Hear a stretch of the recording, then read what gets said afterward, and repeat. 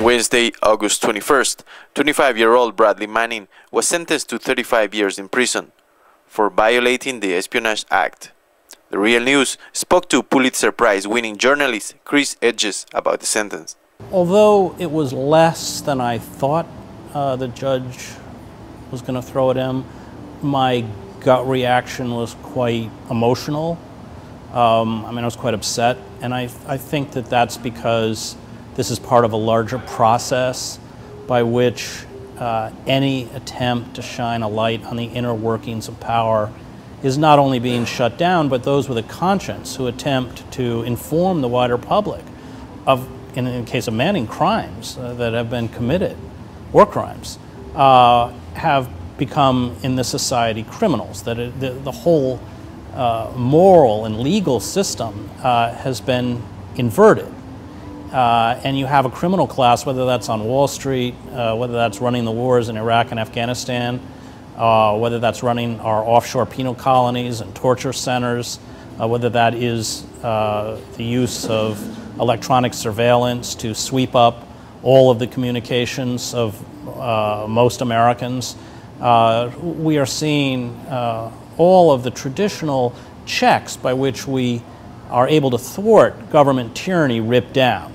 And so I look at what happened today as a kind of process, and a very depressing process, whereby not only civil liberties are shredded, but finally any capacity for the investigation and uncovering of the abuse of power is effectively thwarted. So yeah, it's part of a larger picture. I felt heartbroken for him personally, but I think on some level also heartbroken for the rest of the country.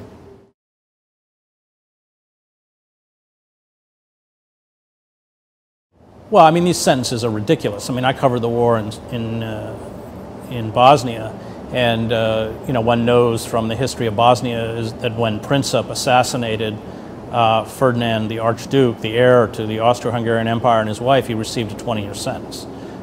We have just gone crazy within this prison system, whether it's for drug offenses, whether it is for purportedly espionage, the misuse of the Espionage Act to go after whistleblowers, and these people are locked up for staggering amounts of time. So as a former reporter for the New York Times, as someone who has published top secret information, and let's remember that everything that Manning disclosed was never classified as top secret. It was all secret. 4 to 5 million people had access to it.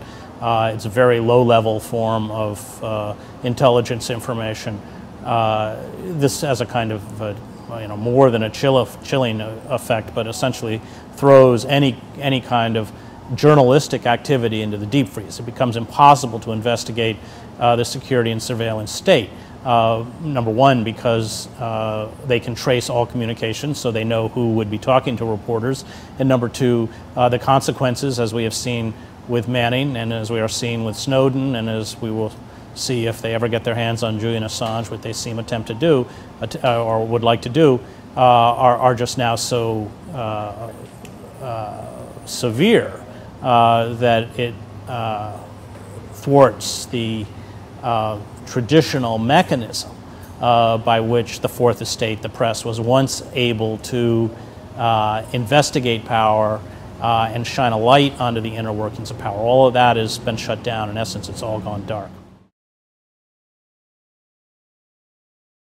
Defense strategy was clear from the beginning, and that was to plead with the court. Now, let's remember the defense's hands were tied.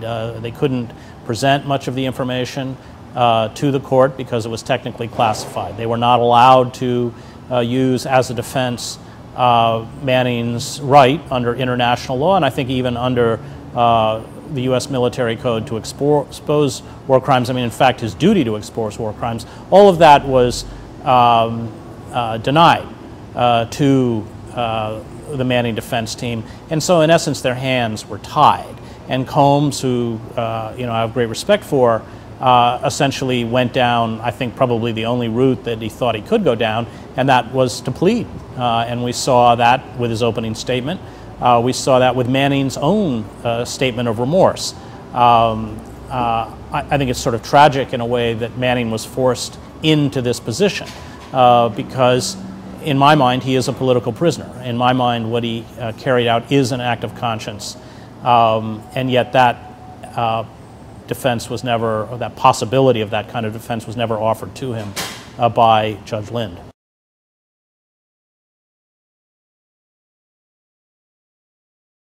Well, Obama has used the Espionage Act now, if we count Snowden, 7 times against whistleblowers, people who have uncovered fraud, war crimes, abuse, government malfeasance, and given that information to the wider public through the press. Kiriakou, the former CIA agent, is now serving a 30-year sentence in a Pennsylvania prison. And that is a misuse of the Espionage Act, which is the equivalent of our Foreign Secrets Act. It's designed to be used against people who give people information to groups that are classified as the enemy.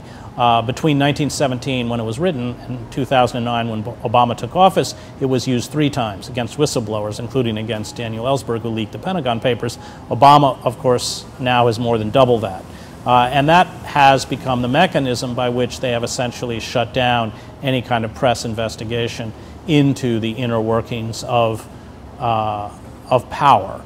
And so, again, you know, using the Espionage Act to go after Manning is part of that wider campaign to make it impossible for those of us on the outside to understand what authority is doing, and not more importantly, the abuse of authority.